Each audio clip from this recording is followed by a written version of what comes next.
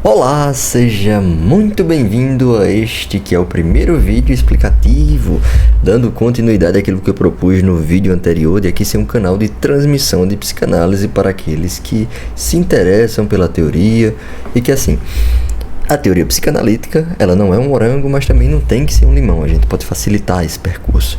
Então, hoje eu queria estar conversando com vocês o conceito de mãe suficientemente boa. Esse é um conceito colocado por Winnicott, psicanalista e pediatra inglês, que teve, sobretudo, pacientes crianças, crianças, bebês, mães, adolescentes, também atendeu adultos, mas sua clínica ficou conhecida majoritariamente por esse atendimento para com as crianças.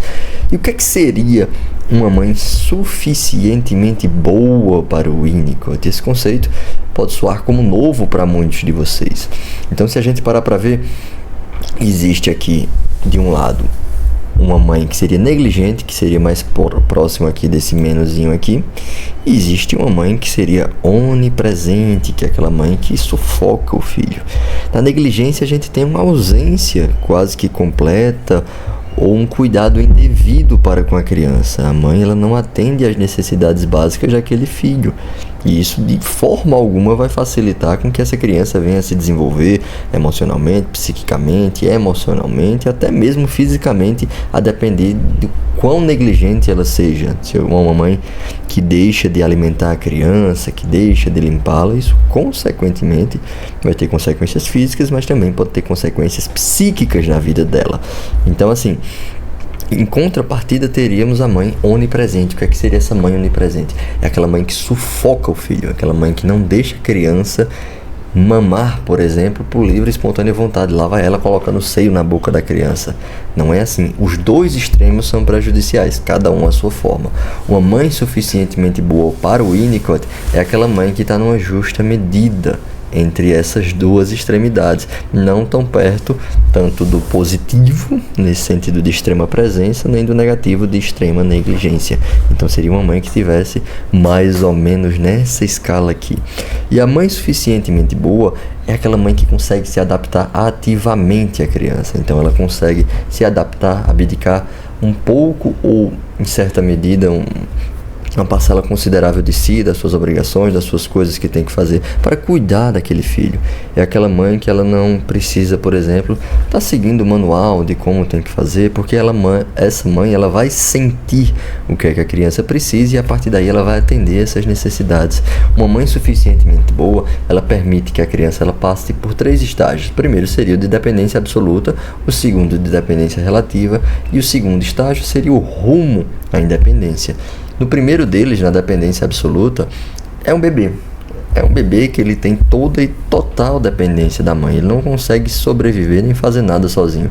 Ele precisa da mãe para ser amamentado, ele precisa da mãe para ser limpo, ele precisa da mãe para estar de alguma maneira num conforto térmico, seja agasalhado, seja com menos roupa. Então, a mãe que exerce todos esses cuidados básicos, para além de um cuidado de um carinho, uma ternura para aquela criança. Então, nessa fase, a criança ainda é muito novinha, ainda um bebê, ela precisa totalmente da mãe para sobreviver.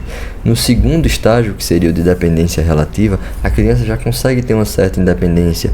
Então, ela já não precisa tanto da mãe. Ela ainda precisa, mas precisa menos do que precisava quando era um bebê recém-nascido.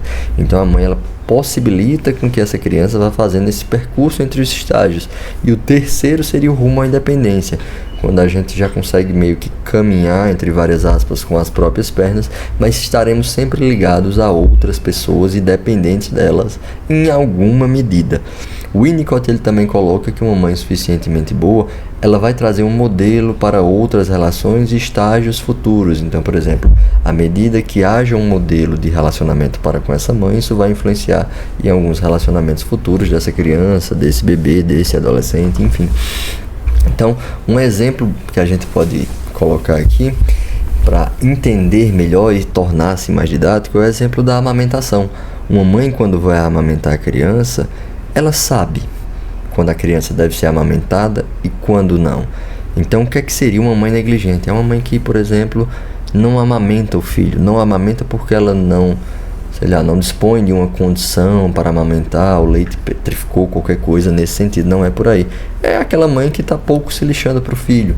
Então deixa lá no cercadinho, no berço por várias horas, além do que a criança pode suportar. Isso configura uma negligência do ponto de vista desse ser que ainda é muito frágil, que é o bebê. E a mãe onipresente, o que é que seria? Seria aquela mãe que não deixa nem a criança sentir fome, que ela já está lá. Ela consegue se manter onipresente. O que é que seria isso? Então, a criança nem está com fome, nem está chorando, a criança está ali tranquila e chega a mãe oferecendo seio para a criança e colocando esse seio na boca da criança sem ela querer. Isso seria uma intrusão do ambiente. Ambos, tanto a negligência quanto a onipresença, seriam prejudiciais para a criança.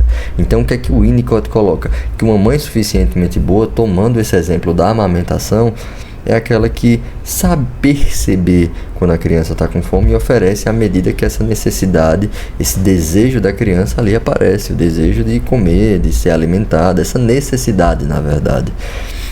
Se a gente parar para pensar e a gente poder, como é que eu posso dizer, tomar outros exemplos, a gente pode pensar numa mãe que tem uma filha adolescente.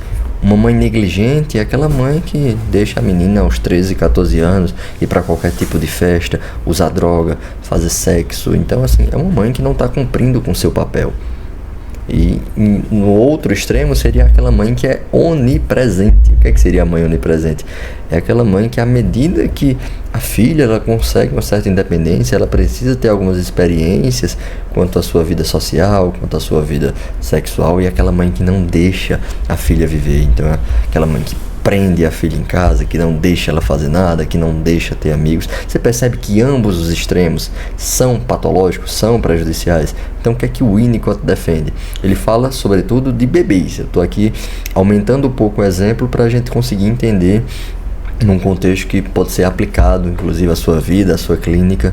Então, a mãe suficientemente boa seria aquela que respeita essa justa medida e tenta fazer algo mais assertivo. Então, por exemplo, à medida que você percebe que essa filha que a gente está tomando como exemplo, ela tem um certo grau de independência, ela consegue lidar com certas coisas, você permite com que ela experiencie aquilo. Não é algo que vai colocá-la em risco, mas é algo que ela vai ter que experimentar em algum momento da sua vida. Então, à medida que a mãe ela percebe isso, ela pode facilitar ou não que esse processo aconteça. Então, eu acho que de alguma maneira o que eu expliquei aqui pode ter ficado claro para você do que é uma mãe suficientemente boa. Se você quer saber o que é esse conceito de fato, talvez essa escala aqui possa te ajudar em alguma medida. Esse foi o primeiro de muitos vídeos que eu quero fazer aqui e eu espero que este vídeo tenha te ajudado de alguma maneira a entender este conceito.